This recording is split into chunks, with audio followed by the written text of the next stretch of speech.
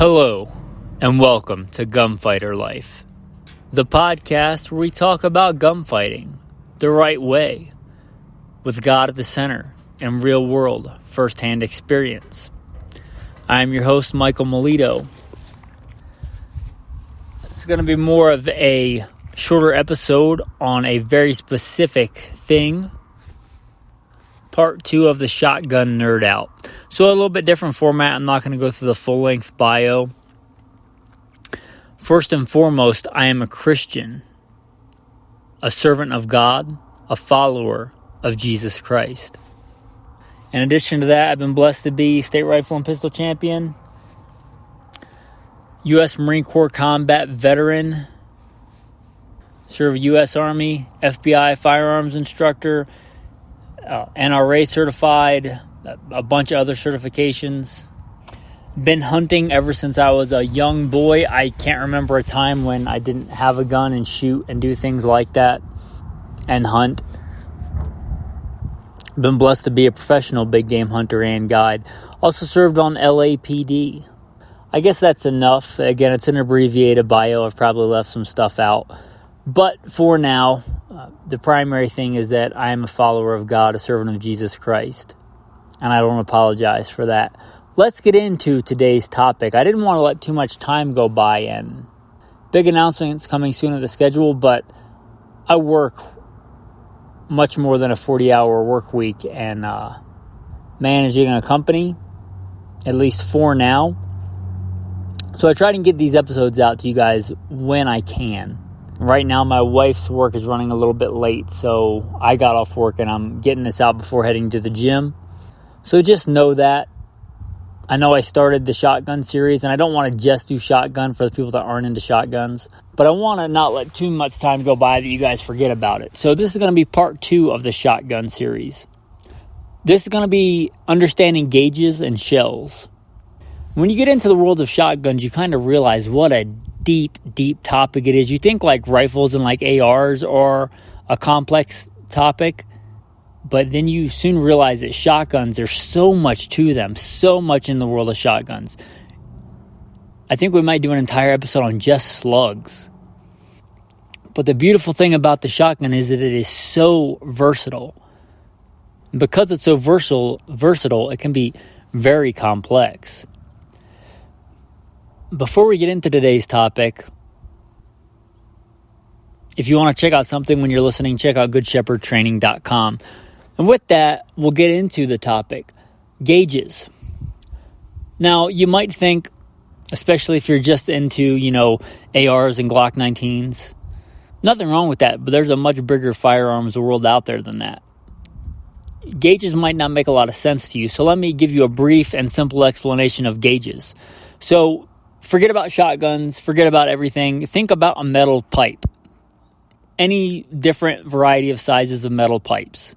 Now think about if you made a lead ball that fit perfectly to roll down that pipe but didn't have any gap in it. So it was the same size as that pipe. The diameter of that ball was the same as the inside diameter of that pipe.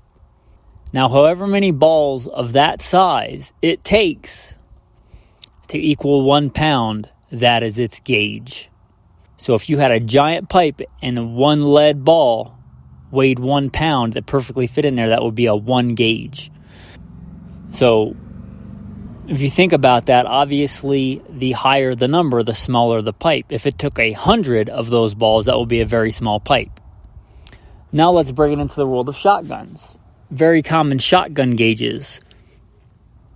A 12 gauge takes 12 of those balls of that diameter to equal 1 pound. A 20 gauge takes 20 of balls of that diameter to equal 1 pound. That's why that measurement is that way. Back in the day, you kind of had your custom gunsmith, maybe in the Appalachian Mountains or somewhere in England, and they would make a lot of times a musket or whatever of a certain diameter, and they'd make the lead balls for it. But when things started to get industrialized, they said, well, maybe we should standardize. And that's the way that they chose to standardize on shotguns. Just like for calibers, like in a rifle or a pistol, the caliber is the fraction of an inch. So If it's a 50 caliber, it's 0.5 inches, it's a half an inch. If it's a 25 caliber, it's 0.25 inches, it's a quarter inch. But in gauges, they choose to use that measurement, the amount of lead balls of that diameter that equal 1 pound. So if you think about that, obviously, a 12 gauge is bigger than a 20 gauge. The big three are the 12, the 20, and the 410. Now, the 410 does not follow this rule. The 410 is kind of a holdover that was popular and just kind of hung on in its own measurement. So I'm not going to get into that today, but if you just think about the numbers being the reverse, a 410 is smaller than a 20 gauge. Just like a 20 gauge is smaller than a 12 gauge, and a 12 gauge is smaller than a 10 gauge. See, I told you it was a complex topic. We are just getting into explaining what a gauge is, and it's already complicated. So let's get into the big three. And these are by far the most popular. The 12, the 20, and the 410. And by far, the 12 gauge is the most popular. Just like anything else in the firearms world, anything the military and police adopt is going to become very popular. The 12 gauge is by far the most popular military and police round. It is by far the most popular civilian round. I don't have numbers on this, but it's far, far more popular, many times over, to the next most popular caliber, which would be the 20, or next most popular gauge, my mistake. The next most popular gauge would be the 20, but 12 gauge far exceeds that. It's kind of like in the world of handguns, the 9mm. I don't know how many rounds of 9mm are sold for every, round of 45, but it's a lot more. The same if you think about that with the 12 gauge. It's a lot more. And I don't know that that's maybe the best thing, and I'll get into why when we get into the 20 gauge, but it is. That's just a fact. It is. Just like the most popular handgun in America is the Glock. And you can argue whether that's good or bad. Just, it is what it is. And the most popular handgun is the Glock. And the most popular gauge is the 12. So just know that. The 12 gauge is very versatile. The 12 gauge will kill anything on the planet. The 12 gauge will equally hunt a dove well, and it will kill a grizzly bear. In fact, a lot of bear guides, like in Alaska, that's their go-to thing, is a 12 gauge with slugs. A 12 gauge, in my opinion, is the definitive go-to home defense or personal defense gun if you can have a long gun for most situations. And I know people will disagree with that, but,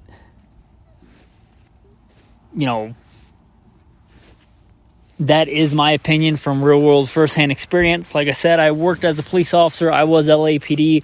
I worked regular assignments and more specialized assignments. And I had one of those specialized assignments is I was in charge at times of the entire armory, and I had access to full autos and literal Thompson submachine guns, Tommy guns, and all kinds of submachine guns. I had a full auto M4 that I used on SWAT missions that I really liked. But when it came to entering a house, I didn't want those things, even though I could have taken any of those that I wanted. I didn't want what was cool. I wanted what was best to help me survive and get through that house alive. And I chose a 12 gauge shotgun with buckshot and slugs because it was the best tool for the job. It might not be cool looking on Instagram. It might not be, as awesome as the coolest brand new plastic handgun with the coolest optical sight on it. But I didn't care about that. I cared about breathing when I got done with the mission. And the 12 gauge was the best for that. The 12 gauge is outstanding for that. If you look at the payload of just standard 9-pellet double-up buckshot that you can get at Walmart, which I believe is like 33 caliber, you get 9 of those with every pull of the trigger. And shotguns are instinctively quick and easy to aim. And you get 9, I believe, I could be wrong on the exact caliber, but I believe 9 33 caliber pellets. And each one of those is traveling faster than a 9mm bullet is. So if you look at the amount of firepower in that, it is devastating. And again, I can scale that back. And I can, hunt doves and quail and all those things. If If you looked at the 12 gauge in caliber, now different manufacturers are not all the same, but let's call it roughly 72 caliber. 72 caliber. And if you think about a 12 gauge slug, which we'll get into ammo selection, a whole nother episode and nerd out, but a slug is just basically making a shotgun that fires shot into something that fires a single projectile. A common 12 gauge slug is anywhere from 1 ounce to 1 1/4 ounces. They're all common ranges. You can probably get below that and above that, but those are pretty common weights, from 1 ounce to 1 1/4 ounce, 1 1/8 ounce. All those are pretty common. And if you look at what an ounce is in grains, it's right around 437 grains. If you think about in comparison to an average 5.56, you're talking, your most common is 55 grains. 55. A real common one for the military is your 62 grain. You're talking about, you're going to go super heavy duty on the 5.56 and go to the 77 grain, man stopper. 77 grain. You're talking about your average Walmart run-of-the-mill 12 gauge slug is 437 grains. Now, it's not going as fast, but it's going pretty fast. And it's 437 grains. There's a reason why, Alaskan guides and stuff use 12 gauge slugs for bear, because they work. Again, they don't care what looks super cool on Instagram. They care what stops them from being made into bear poop. And that is a 12 gauge slug. Now let's talk about the 20 gauge. The 20 gauge. 20 lead round balls to make a pound. 20 gauge, and again, manufacturers differ, but somewhere around 61 caliber. So 0.6 of an inch. That's still bigger than a 50 cal, which most people would consider a very big gun, either in handguns or rifles. Hey guys, if I seem a little distracted, it is because my Rhodesian Ridgeback, Alexander Hamilton, I've been working all day and he is very happy to see me. So I am simultaneously talking to you while playing with him. So these numbers might not mean a lot to you, so let me put it in some terms to understand. Double aught buck in the 12 gauge is the most common police military round, but I actually prefer number 4 buck. And since number 4 buck is loaded commonly in both, a real common load is number 4 buckshot, which is 20 something caliber. I want to say 24 caliber. And in a 12 gauge, you get 27 pellets. It's a pretty standard loading. And not even for a Magnum shell, just a standard shell. In 12 gauge, you get 27 pellets. And in a 20 gauge, you're going to get... So in the 20 gauge, you're going to get 20 pellets. So 20 pellets versus 27 pellets, and they're going pretty much the same velocity. Just know that for the 410, the 12, and the 20... comparable loads of velocity is actually going to be the same. So the amount of energy in a number 4 buck fired out of a 20 gauge and a 12 gauge have the same velocity per pellet. You just get more of them in the 12. So you're getting 27 pellets is a pretty standard loading in 12 gauge, and you're getting 20 of those same number 4 bucks in the 20 gauge. Now, that puts a little bit in perspective. Now, that's not the most common load for either one of those, number 4 buck, although it's my favorite go-to load for a lot of things. It's not real popular for a lot of other people. I shot my biggest bear with number 4 buck. I love number 4 buck. I've done quite a bit of hunting with it. I think it is better for a lot of applications than double aught buck, but it's not as popular. But that gives you a good size comparison in your head if these numbers don't really mean a lot to you. If you're not sitting there holding each shell in your hand and looking at it, if you're just listening to this on audio, next time you're in Cabela's or Bass Pro Shop or wherever where you can handle ammo, grab a box of 12 and 20 gauge shells in 410 and look at them. So with that being said, that's the 12 and the 20. And a lot of people will consider like the 20 gauge a youth gun or a female gun. But I think the 20 gauge has a lot of merit. One, because the ammunition is smaller and lighter. And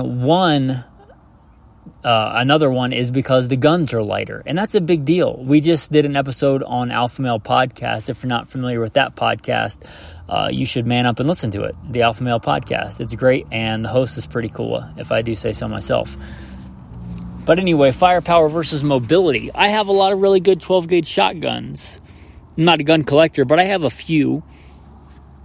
I have a single barrel, a double barrel, a side-by-side, a pump, and a semi-auto, which is most of the major actions. And I have that for demonstration. I am a firearms instructor. I have that to teach and for a lot of other reasons. But, a light 12 gauge is 7.5 pounds. I own one 20 gauge. I call it kind of my recon shotgun for just going out and exploring. And it weighs 5.5 pounds. And it's a semi-auto, if that puts it in perspective. And if you've ever carried a gun for a long time, those 2 pounds, that can make a big difference. The ammo, likewise, is also smaller and lighter. And you're talking like, we have this thing in America where we think bigger is always better, but bigger is not always better. We talked about the 12 gauge will kill anything on the planet, and it will. It might not do it at a super long range like a very big bore dangerous game rifle will, but up at close range, it'll kill anything on the planet. And the 20 gauge will kill anything in North America. It would certainly kill a grizzly bear, but the 12 gauge is better for that. But shy of a grizzly bear, your black bear, your anything else, the 20 gauge is plenty of gun. It is plenty of gun. If you look at people that go and hunt all manner of beasts and slay all manner of beasts with a 44 mag, and it's a great round, the 20 gauge, if you look at it ballistically, and look at the energy of a 20 gauge slug versus a 44 mag, you'll quickly realize that the 20 gauge slug will pretty much put anything in the dirt that you need to. Shy of like a charging grizzly bear, I'd rather have a 12 for that. But anything smaller than that, anything, east of the Mississippi, anything like that, the 20 gauge is going to do fine. And it's going to do it with less weight and more efficiency and a lighter weapon. I said we get to this earlier. When I was talking earlier in the podcast, I said we get to this. Now, we standardized on these gauges and things, realize these have been around since the black powder days. In the black powder days, they literally loaded these shells with paper shells and black powder and paper wadding or cotton wadding or whatever they had and dumped shot in there. And they were nowhere near as efficient at loading ammo as they are today. So the 12 gauge kind of became the de facto thing back when ammunition wasn't as efficient. I have to wonder if these gauges came about recently, if the 20 gauge would not rule the roost and those things wouldn't be flipped and the 20 gauge wouldn't be the most popular. Because, for military and police work, for up close, the 20 gauge is a fine defensive round. And it will put anything down that you need to in a defensive role. And it'll do it with less recoil and a lighter gun. So I have to wonder if these things became popular today, if the 20 gauge wouldn't flip-flop and be the most popular. That being said, it's not. And if you're getting into the world of shotguns, I would recommend either one. If you're not going to carry it all day, I'd probably recommend the 12 just because the ammunition is less expensive and just easier to find. Not that 20 is hard to find, but just know that between the 12 and the 20. But if you want less recoil and a lighter gun and a gun that's still great for defense and great for putting down anything shy of a grizzly bear, the 20 gauge is awesome. Just know that. And let's get into the 410. The 410 is awesome. My first firearm that was ever gifted to me was an old Mossberg bolt action 410 that probably isn't worth $100 on the open market. But it's worth far more than that to me. Very precious to me. That's why I gave it away. I gave it to my nephew when he came to visit me, and I took him out hunting. And that was his first gun, and I was very blessed to be able to do that. That being said, the 410 is an awesome gun. The 410, let me look up. I don't know that stat off the top of my head. Actually, I didn't need to look it up. Yes, I did, because it's pretty much the same as a 45 long Colt. And I know it's called the 410 bore, which I'm not getting into how I got that name and get all convoluted down a rabbit hole. But it's about 45 caliber, like the Taurus Judge and some other guns. They will shoot both a 45 long Colt and a 410 shotgun shell. And it's about 45 caliber, if that gives you any idea. And it is what is it good for? It's a great small game gun. It is great if you want to carry a lot of ammo. There's a reason that a lot of the survival combo guns that come out, like 22 or 22 Magnum over 410, there's a reason they use the 410 for the survival guns. It's a great caliber for that. And a 410 is quite a bit smaller than a 20, and plenty of deer have been taken with 410 slugs. And you can also get 410 buckshot, which is still quite effective. It's still much more effective than most handguns, if it puts it in perspective. But the 410 is just around 45 caliber. If you picture like a 45 caliber, but as a shot shell, and much longer than like your 45 ACP, and even a little bit longer than a 45 long Colt. I guess we should, on this, when we talk about this, we'll talk about shell lengths. Real common for the 12, the most common, the standard length for the 12 and the 20 gauge is 2 3/4. There are some other ones, but just the standard. If you say just a standard box of 12 gauge shells, you're talking 2 3/4. If you say just standard 20 gauge load, it's 2 3/4. If you talk about a standard 410, generally you're talking 2.5. And if you're talking Magnum for all these, it's 3 inches. If you're talking generally a Magnum, and they make bigger, they make shotguns that fire 3.5 inch shells, I realize that. But you're talking just your standard 870 shotgun, your standard Mossberg 500, 590. You're talking about a Magnum shell, you're generally talking 3 inches. 3 inch for the 12, 3 inch for the 20, and a 3 inch for the 410. So just realize that. So this podcast episode has already gone 21 minutes and a little bit more over, and we just talked about the big 3 gauges. We haven't even, like I said, this is a big, broad topic. I will briefly mention the other that are not in the big 3. 10 gauge obviously is bigger than 12. It's really powerful, and the only reason it still kind of hangs on for most people is for waterfowl. And in the 80s, I believe it was the 80s, they standardized on you can't hunt waterfowl with lead shot. You have to use steel or non-toxic. And steel shot is nowhere near as effective because it's less dense as lead shot is. So a lot of people went to 10 gauge to better hunt waterfowl. And that's really its niche nowadays. It certainly is bigger. You certainly could use it for deer or anything else. But it's kind of even more powerful than what is necessary for deer and bear and anything like that.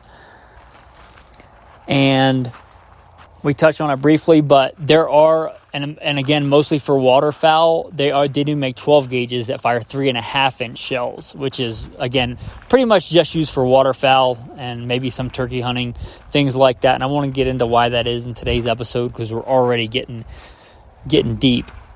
And then the 16 gauge. The 16 gauge is a sweet gauge. It's just not real popular. It's kind of like the 357 SIG. It's a great handgun round, but it's not super popular. The 16 gauge falls right in between the 12 and the 20. But because it does, and the 12 and the 20 are more popular, it's not super common. But it is still a great gauge, and everything I said about the 12 and the 20, just know it falls right in there. And then the 28 gauge is sweet. The 28 gauge is quite a bit bigger. It's right around 50 caliber, if I'm remembering correctly, and it falls in between the 20 and the 410, but quite a bit more potent than the 410. The only problem is that whereas they make good defensive loads and pretty much all the other calibers or gauges we talked about, they don't make really a lot of, I don't know, I think they make some Bernanke slugs in 28 gauge, but 28 gauge is pretty much just a bird hunting gauge. You'll see it a lot for people that hunt upland bird game, doves, quail, pheasants, things like that. And it excels for that because, again, the 20 gauge is much lighter. The 28 gauge a lot of times is lighter still if it's on a purpose-built gun. A lot of times you'll see a 28 gauge, especially nowadays, in like a beautiful side-by-side or over and under. And they're really pleasant to shoot, and they point really well. And again, they do other things, just like any shotgun. They're super versatile, but they're mostly in the upland bird hunting world. All right, so probably more than you ever wanted to know about just gauges. All right, with that, men, I'm going to wrap up this episode. I want to say thanks for listening. I am humbled that anybody listens to the podcast.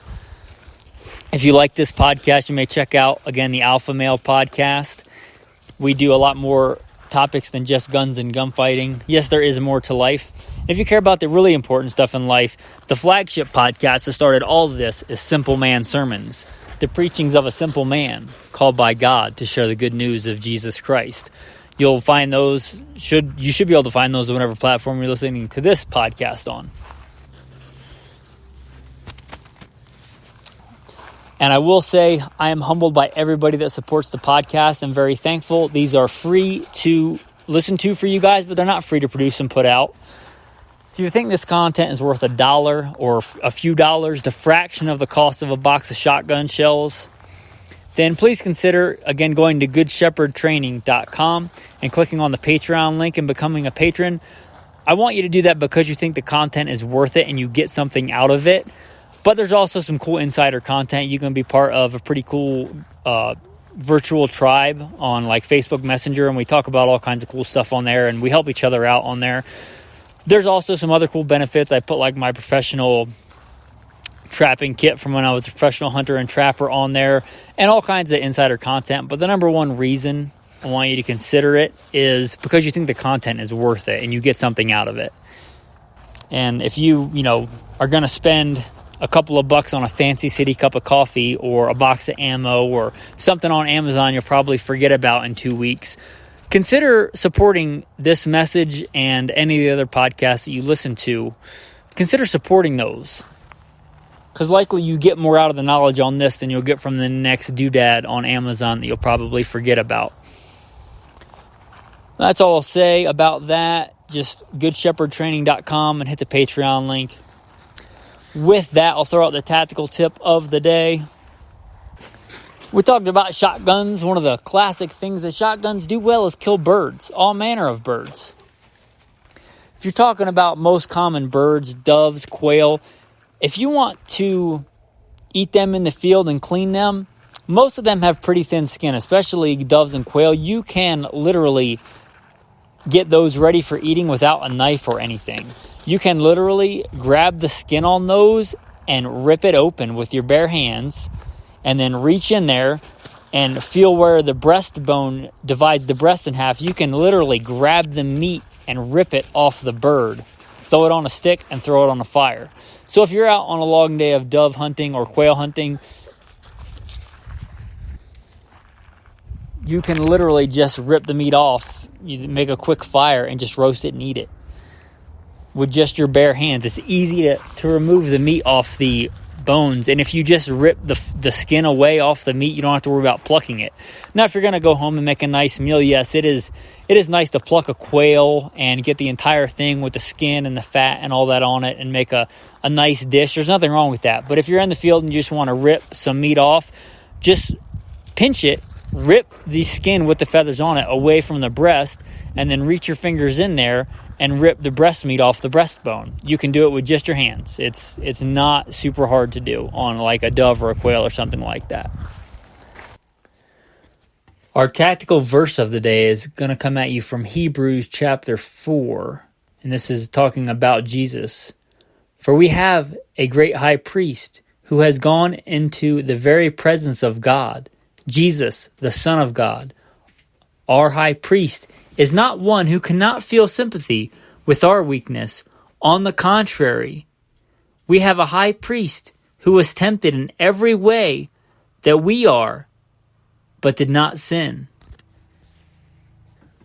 I don't know what you're going through in life. There are many seasons in life. I don't know what you're going through or if you are going through any hard times, but if you are, know that you have Jesus Christ, who isn't always tempted as we are. We have somebody who can sympathize with us. I don't know what you may or may not be going through, but I know who does, God and Jesus Christ, who was tempted in all ways as we are, but he never sinned. Even though he never sinned and didn't deserve any punishment, he became sin for us and bore our sins on the cross. So whatever you might or may not be going through, whatever you're going through, I know the one to turn to, and that one is Jesus Christ. Thanks, men, and have a blessed day.